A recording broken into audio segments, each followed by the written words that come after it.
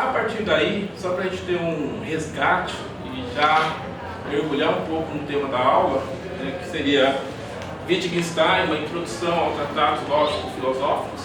Né? Ao longo da aula, vou tentar expor para vocês por que eu escolhi esse autor ou essa obra, né? E o que ela tem assim, de significativo, né, dentro do empirismo, né? Principalmente aí sobre o positivismo lógico ou o empirismo lógico. Okay? Eu acho que para a gente, como uma forma aí de introdução, é importante a gente relembrar que tanto o racionalismo como o empirismo não é uma teoria única, não seria um corpo único, ok? Poderíamos pensar tanto o racionalismo como o empirismo como uma árvore, né? Onde nós temos o tronco e desse tronco saem várias ramificações. Tá? Dentro do empirismo, tá? E até mesmo o termo empírico, ele é utilizado nos textos, tanto de filosofia ou de literatura comum, de várias formas. Então, toda vez que você pegar um texto e encontrar lá empírico ou empirismo, não quer dizer que signifique a mesma coisa. Tá? Por exemplo, empírico pode designar a espécie de saber que se adquire através da prática, através da repetição e da memória. Nesse sentido, opõe-se ao racional, assim como a experiência se opõe à arte e à ciência. Quer dizer, empírico, né, relacionado com a praxis, ok? Opondo-se aí ao racional, ou ao racionalismo, vamos colocar dessa forma. Designa os elementos sensíveis que é constituído o conhecimento intuitivo ou sensível, cujo oposto é o intelectual. Nesse sentido, Kant chama de empírico o material da experiência constituído pelas sensações, ao passo que chama a priori ou intelectuais as formas ou condições da experiência. Então é aquela oposição que nós vimos aí em Kant em relação ao a priori, o posteriori, né? Ou o conhecimento vindo da experiência, tá? E o conhecimento a priori, que prescinde da experiência na produção do conhecimento. Ok?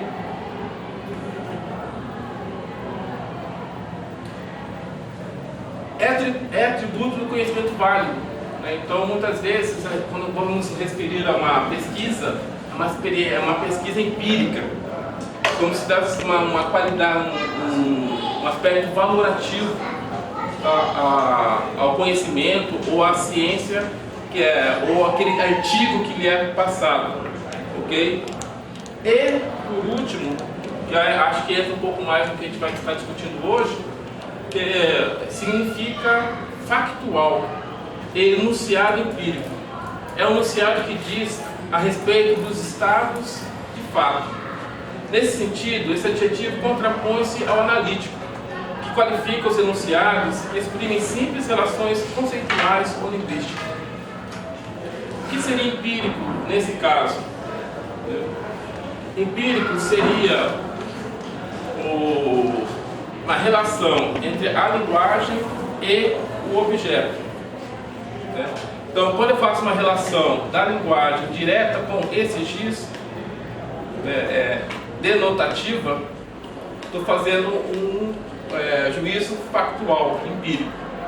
Quando eu uso giz, é um material de cálcio com o qual se escreve na lousa, eu estou dando um sentido conotativo, então, um sentido analítico. Então, estou me valendo de outros conceitos para estar explicando para vocês o que é giz. Dentro desse último conceito de empirismo que nós discutimos, ele está ligado exclusivamente ao positivismo lógico, ok? Ou, posteriormente, também a filosofia da linguagem, que está ligado aí ao segundo Wittgenstein, né? Que vai discutir justamente isso, essa relação da linguagem com o mundo.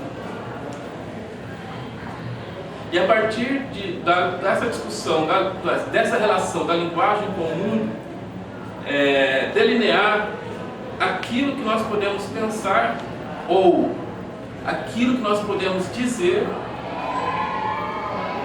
e sobre aquilo que não podemos dizer, devemos nos calar. Então, mais ou menos, esse é o conceito do empírico, né, relacionado aí ao positivismo lógico. Positivismo lógico, né, quais são as características aí do positivismo lógico? Uma proposição é significativa quando é verificada, no sentido de que a proposição possa ser julgada provável a partir da experiência.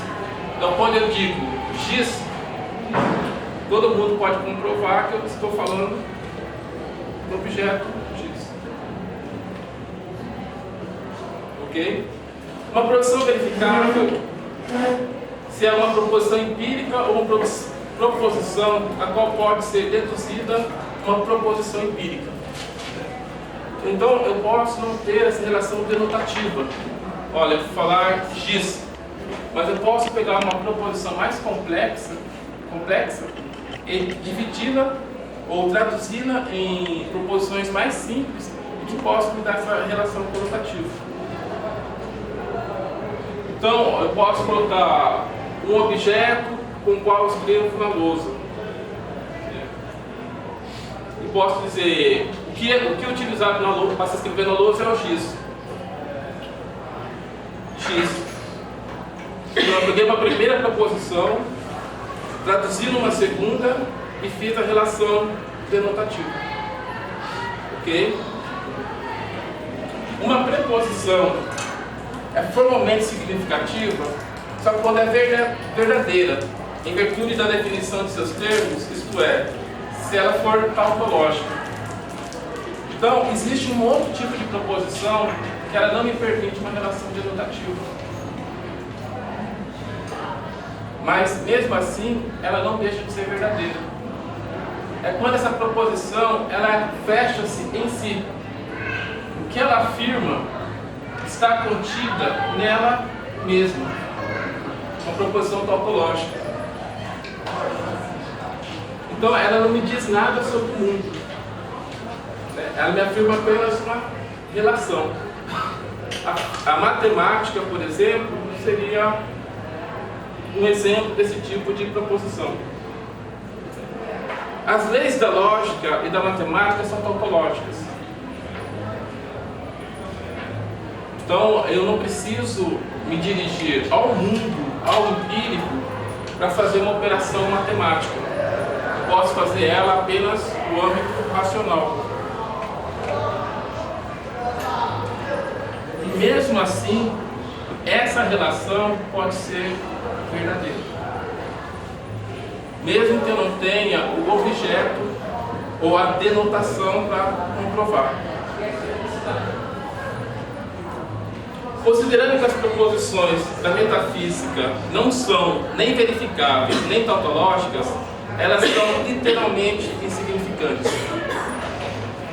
Uma proposição é literalmente significativa somente se for verificável ou tautológica. Então, como a metafísica, eu não tenho como mostrar o objeto dessa metafísica. E é um discurso que vai além do que uma relação estabelecida dentro do próprio discurso. Eu não consigo verificar se ela é verdadeira ou não. O mesmo vai acontecer com as proposições teológicas. Então eu posso falar de Deus, mas de forma alguma eu posso denotar Deus ou provar a existência ou a verdade de Deus. As verdades éticas, as questões dos valores, ou mesmo a questão da verdade que nós acabamos de discutir aqui agora, quer dizer, eu não tenho como denotar e mostrar qual é a verdade. Eu não posso dizer de alguma forma, eu não tenho uma forma de provar que essa verdade ela existe. Tá? E as proposições estéticas, vamos colocar aí a questão do belo. né? Como mostrar o belo? Como definir o belo? Então, as proposições que seriam da ciência, né? As proposições empíricas seriam as verdadeiras, né? As proposições da metafísica, da teologia, ética, estéticas, né? Seriam insignificantes em termos de conhecimento. Não teriam um valor de conhecimento.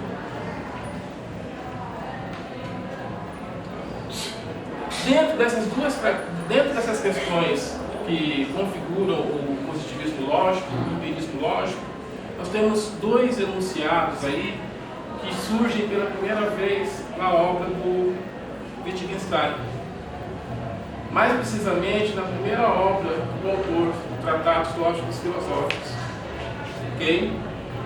Essa obra ela ganha importância justamente por isso. Porque muitos dos princípios ou das bases das quais se constituiu o empirismo lógico ou o positivismo lógico se baseiam no trabalho desenvolvido ou nas teses desenvolvidas por Wittgenstein nesse livro. Tá? Duas grandes teses desses livros que influenciaram aí o positivismo lógico: os enunciados factuais, isto é, que se refere às coisas existentes, só têm significado se forem empiricamente verificáveis. Existem enunciados não verificáveis, mas verdadeiros com base nos próprios termos que os compõem. Tais enunciados são tautologias, ou seja, não afirmam nada a respeito da realidade. Ela não diz nada a respeito do mundo. A matemática e a lógica são conjuntos de tautologias. Então essas são duas proposições aí, vamos dizer assim, fundamentais, no sentido de fundantes aí, do empirismo lógico, e que vai surgir com o Wittgenstein no Tratado Lógicos Filosóficos. Ok? Mas vamos falar um pouco sobre o filósofo, tentar entender um pouco de onde que vem essa proposição, ok? Não ficar só no Wittgenstein, mas quem que foi esse filósofo? Afinal de contas, filósofos são homens. Homens se constituem no tempo e na história, são fruto de uma história, de um momento social, de uma constituição histórico-social. Vamos ver no que essa constituição, esse momento, ajuda a compreender um pouco as proposições que esse autor diz. Okay? Wittgenstein, ele nasceu em Viena, em 26 de abril de 1889. Sua família havia imigrado da Saxônia para a Áustria.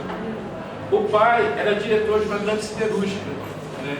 Segundo os historiadores, o pai foi o que organizou o primeiro cartel do aço na indústria austríaca. A mãe era filha de banqueiro vienense. E era muito devotada à música. Entre os frequentadores da casa de Wittgenstein encontrava-se, por exemplo, Brahms. E um dos irmãos se tornou aí conhecido como pianista. Aqui já não dá um pouco o direcionamento de quem é esse filósofo. Então, assim, é alguém aí da burguesia, né, de uma classe social mais elevada,